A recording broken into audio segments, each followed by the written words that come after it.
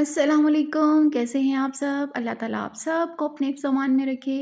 तो आज मैं आपके साथ जो सीड्स ग्रो करने वाली हूँ वो हैं कैलेंडुला। कैलेंडुला जो है वो एक फ्लावरिंग प्लांट है और इसकी जो मिक्स कलर में सीड्स हैं वो मेरे पास मौजूद हैं। तो इसको जो है वो अभी आपके सामने मैं ग्रो करूँगी और आपको इसी वीडियो में जो है वो इसका ट्रांसप्लांटिंग तक का आपको मैं रिज़ल्ट दिखाऊँगी। और यहाँ पर देखिए इसके मैंने सीड्स जो हैं वो कुछ ले लिए हैं और सीड्स आपने हमेशा अच्छी क्वालिटी के यूज़ करने हैं। तो यहाँ पर देखिए ये इस तरह के होते हैं कैलेंडुला के सीड्स। इनको ग्रो करना बिल्कुल भी मुश्किल नहीं है क्योंकि ये काफ़ी बड़े सीड्स होते हैं। जो सीड्स ज़्यादा टाइनी होते हैं उनको ग्रो करना थोड़ा-सा मुश्किल होता है। तो यहाँ पर देखिए थोड़े-थोड़े फ़ासले पर करके तो मैं एक-एक जो है वो इसका सीड डाल रही हूँ और सीड लगाने के लिए जो मैंने पॉटिंग मिक्स बनाया है उसमें मैंने तकरीबन 70% हमारी सैंडी सॉइल है और 30% जो है वो इसके अंदर कंपोस्ट है, काऊ डंग कंपोस्ट, जो कि फुली डिकम्पोज़ है और आपको इसमें कहीं-कहीं ब्लैक ब्लैक नज़र भी आ रही होगी। ऊपर से आपने कर देना है या तो आप सॉइल से ही कवर कर दें या फिर आप इस तरह से कोकोपीट के साथ कवर कर दें। अगर आप ये बड़े सीड्स को जो है वो मिट्टी के साथ भी कवर करते हैं तो भी ये ग्रो हो जाते हैं। मैंने कोकोपीट इसलिए यूज़ की क्योंकि मेरे पास पड़ी थी, इसलिए मैंने यूज़ कर ली। अगर आपके पास नहीं है तो आप सॉइल भी यही वाला जो पॉटिंग मिक्स आपने बनाया है इसी को आप यूज़ कर सकते हैं।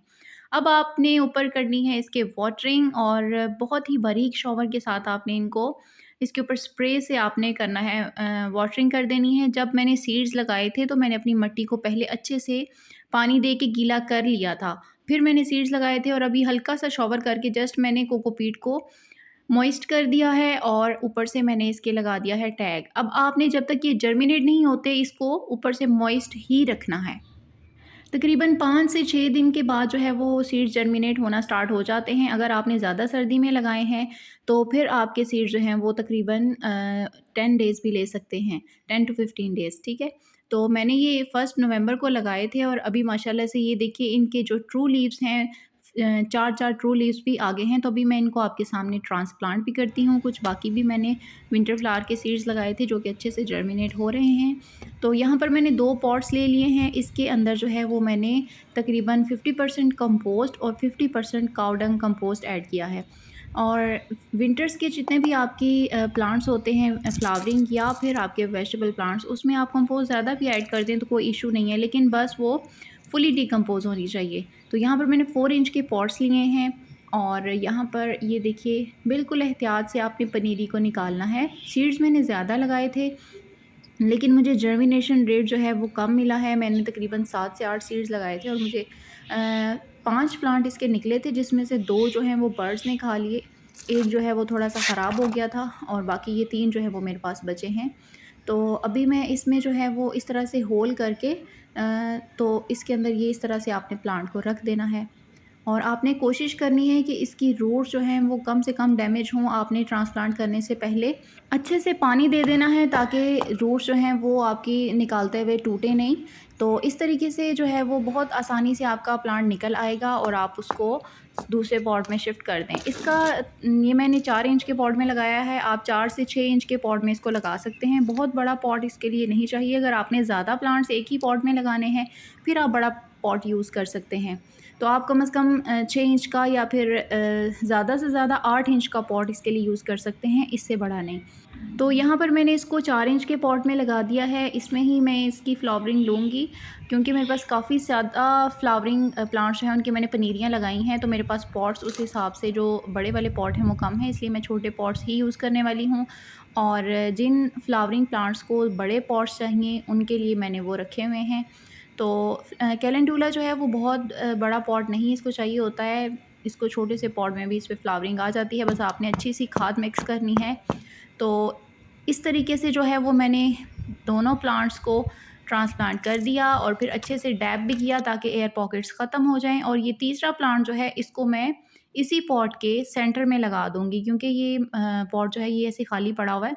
तो ये वाला किनारे पे लगा हुआ है, इसको मैं यहाँ से निकाल के तो इसी पॉट के सेंटर में ट्रांसप्लांट कर दूँगी।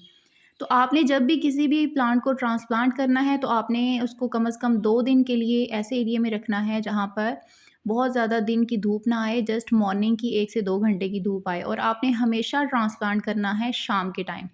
आप शाम के टाइम ट्रांसप्लांट करेंगे तो नेक्स्ट डे सुबह तक जो है वो आपका प्लांट ट्रांसप्लांटिंग के शौक से कुछ ना कुछ निकल चुका होगा, और बाकी जो है वो आप अगर उसको मज़ीद शेडी एरिया में रखते हैं तो वो मज़ीद इस शौक से निकल आएगा। तो जब 2 दिन के बाद आपका प्लांट जो है वो थोड़ा स्टेबल हो जाए, फिर आप उसको फुल डे की सनलाइट में रखें, क्योंकि ये जितने भी हमारे फ्लावरिंग प्लांट्स होते हैं, स्पेशली विंटर्स के, इनको फुल डे की सन चाहिए होता है, तो तभी ये अच्छे से इनकी ग्रोथ होती है और इनके ऊपर अच्छे से फ्लावर्स आते हैं। तो ये देखिए यहाँ पर बहुत आसानी से मैंने तीनों प्लांट्स को ट्रांसफ़र कर दिया है। अभी इनको दे देना है पानी। ये वाले 2 पॉट जो प्लांट जो मैंने न्यू पॉट में शिफ्ट किए हैं, इनको तो मैं अच्छे से वाटरिंग करूँगी, और जिस पॉट में मैंने पहले भी पानी दिया हुआ था उसमें बस हल्का-सा पानी डाल दूँगी, ठीक है? तो ये प्लांट जो हैं वो इंशाल्लाह जो है वो अच्छे से सर्वाइव कर जाएँगे, और इसके ऊपर जो है वो ढेरों ढेर फ्लावरिंग भी होगी। तो आप ऑर्गेनिक खाद अगर यूज़ कर रहे हैं तो आप काऊ डंग कंपोस्ट या वर्मी कंपोस्ट आप इसमें ऐड कर सकते हैं। जो भी आपके पास अवेलेबल है वो आप इसके अंदर डाल दें। और इसके अलावा केमिकल में अगर आप जाएँ तो फिर आप डीएपी और एनपीके वगैरह यूज़ कर सकते हैं। और यहाँ पर मैंने रख दिया है शेडी एरिया में, जहाँ पर मॉर्निंग की 1 घंटे की बस सनलाइट आती है। और यहाँ पर देखिए माशाल्लाह इनको ट्रांसप्लांट किए हुए 1 वीक हो चुका है, और प्लांट जो हैं वो स्टेबल हो चुके हैं, अच्छे से इनकी ग्रोथ हो रही है।